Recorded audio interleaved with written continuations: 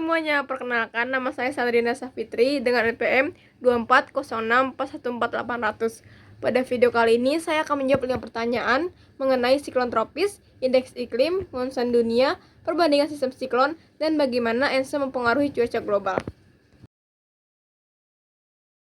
Kerusakan akibat siklon tropis berbeda-beda setiap wilayah, dikarenakan beberapa faktor. Yang pertama, faktor meteorologis, seperti intensitas angin, ukuran siklon, kecepatan pergerakan, dan curah hujan.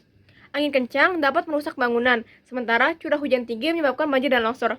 Kemudian, gelombang pasang sering menjadi penyebab utama kerusakan di wilayah pesisir dataran rendah, contohnya di Bangladesh.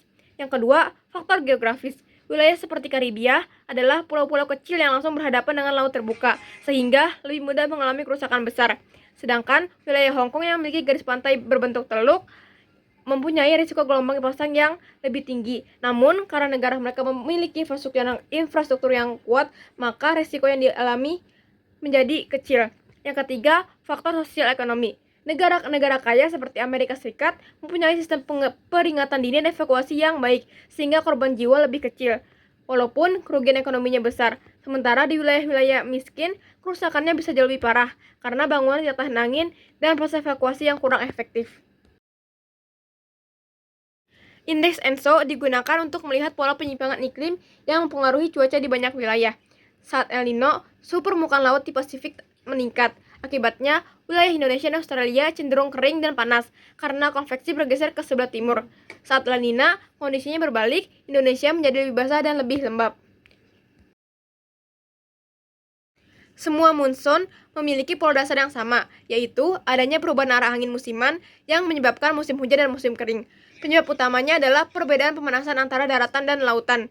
Namun, di tiap wilayah mempunyai karakteristik yang berbeda-beda. Yang pertama itu monsun Asia Selatan merupakan monsun yang terkuat karena dipengaruhi pemanasan daratan India dan efek pegunungan Himalaya yang besar. Yang kedua, monsun Asia Timur dipengaruhi oleh sistem depresi dan front sehingga pola hujannya lebih bertahap dan lebih panjang.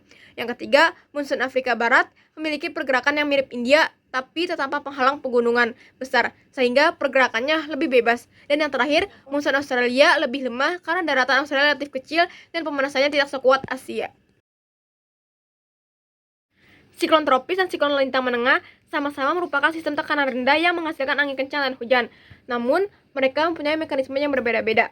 Yang pertama, siklon tropis. Siklon tropis itu mendapat energi dari panas laten. Struktur siklon tropis berbentuk simetris seperti spiral dan tidak memiliki front. Sedangkan, siklon lintang menengah mendapat energi dari perbedaan suhu antar massa udara. Mereka terhubung dengan front panas dan front dingin, dan strukturnya lebih asimetris.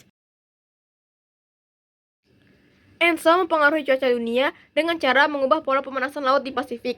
Saat El Nino, bagian tengah dan timur Pasifik menjadi lebih hangat, sehingga pusat konveksi bergeser ke timur. Akibatnya, Indonesia dan wilayah barat Pasifik menjadi lebih kering. Perubahan ini mempengaruhi pola tekanan dan angin di seluruh dunia, sehingga menciptakan koneksi atmosfer yang menghubungkan hingga ke Amerika Utara, Afrika, dan Asia. Itulah sebabnya ENSO bisa mempengaruhi musim hujan di Indonesia, badai di Pasifik, hingga pola suhu di Amerika. Sekian penjelasan dari saya, kurang lebihnya mohon maaf, terima kasih.